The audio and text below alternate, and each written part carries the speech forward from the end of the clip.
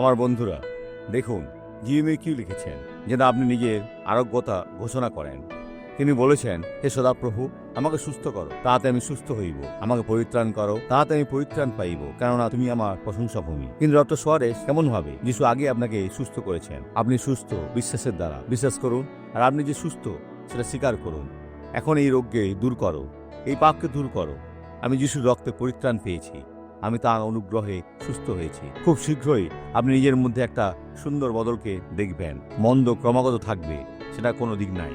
আমি সুস্থ হব, তিনি পরিষ্কার রূপে এখানে বলেছেন।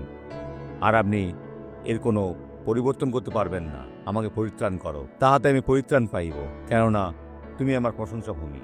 এই স্বাক্ষরে দেখুন। আমি খুব বেশি হাঁটতাম, তাই এমন হয়েছে। আর আমি যখন হাঁটতাম তখন এটা কষ্ট দিত। কতদিন আপনার এমন রয়েছে? 2 বছর হয়ে গেল। এখন এখানে সার্ভে ভাই চলুন। বন্ধুরা দেখুন, এই সকালে আপনি রাস্তায় দৌড়াতে চলেছেন। আসুন যাই, আসুন এখন দৌড়াই, আসুন যাই, দুজনেই চলি। বোন চলুন চলুন, দৌড়ান বোন, দৌড়ান বোন। ও ঈশ্বরের গৌরব।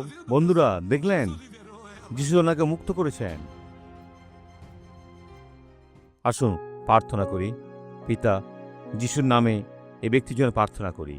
ও প্রভু, যারা মুক্ত হয়েছে ও সুস্থ হয়েছে, তুমি যেন নিয়ন্ত্রণে নাও, তাই সেটা রাখা রয়েছে, আর তুমি এখনই সেটা নিয়ন্ত্রণ নিচ্ছ।